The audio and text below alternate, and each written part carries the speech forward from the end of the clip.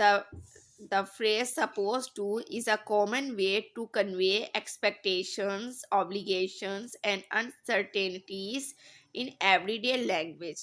ठीक है, तो फ्रेज क्या होता है? Phrase is a group of words which doesn't give a complete sense. ठीक है, फ्रेज उसे कहते हैं जो कंप्लीट सेंस जो नहीं देता, बात मुकम्मल पूरी नहीं होती। ठीक है, तो उसको हम कहते हैं फ्रेज। ठीक है, तो हम अब इसके फार्मूले की तरफ आते हैं। जिस जिस जुमले में हमने सपोज टू लगाना है तो वो जुमला किस तरह बनेगा? Subject plus is am are plus suppose to plus verb की फर्स्ट फॉर्म प्लस ऑब्जेक्ट। ठीक है, इसमें वर्ब की फर्स्ट फॉर्म लगेगी। ठीक है, एग्जाम्पल्स हैं he is suppose to fulfil his moral obligations. ठीक है, he is suppose to fulfil his moral obligations. They are supposed to think about Pakistan's future. You are supposed to keep that secret. You are supposed to let me know when you leave. You are supposed to stop when at a red light. Affirmative जो जुमले हैं, ठीक है, तो उसमें क्या है कि हम एक्सपेक्टेशन लगा रहे हैं। You are suppose to stop when at a red light. ठीक है, मतलब ये कि आपसे हम उम्मीद लगा रहे हैं कि जब रेड लाइट पे आप स्टॉप हो जाएंगे। We are suppose to let me know when you leave. ठीक है, हम इसमें क्या लगा रहे हैं? उम्मीद लगा रहे हैं। ठीक है, ओके, ठीक है।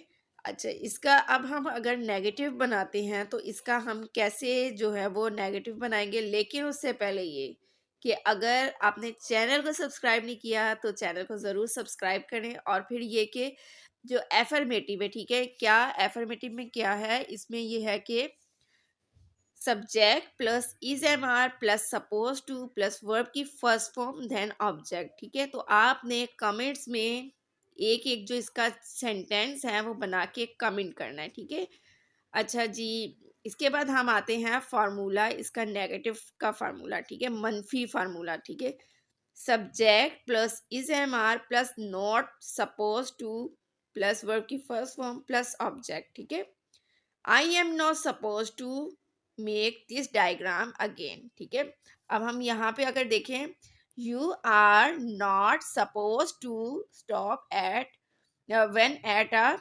Red light. ठीक है, you are not suppose to let me know when you leave. ठीक है, इसकी और एग्जांपल्स ये हैं, she is not suppose to take his advice seriously. Doctor is not suppose to give wrong medicine to the patient. उम्मीद, doctor जो है वो मरीज को जो है वो गलत दवा नहीं देगा। We are not suppose to pollute our environment. हम अपनी जो इन्वायरमेंट को पॉल्यूट नहीं करेंगे। ठीक है, my sister is not suppose to leave me in difficult situation. I hope कि ये भी आपको समझ में आ गया होगा। ठीक है, तो इसका भी एक एक जो है वो नेगेटिव जो आप एफर्मेटिव का बनाएंगे। ठीक है, जो आपने एफर्मेटिव का कोई भी जो जुमला बनाना है तो उसका आपने नेगेटिव भी साथ में बना के कमेंट्स में भेजना है। ठीक है, अब हम आते हैं फार्मूला, इंटेरोगेटिव का फार्मूला यानी कि सवालिया निशान का। Is am are plus object subject plus suppose to plus verb की फर्स्ट फॉर्म प्लस ऑब्जेक्ट और then question mark. Are you suppose to do domestic work? Am I supposed to play cricket? Are we supposed to follow rules and regulations? Is teacher supposed to give punishment without reason? Are students supposed to misbehave with teacher?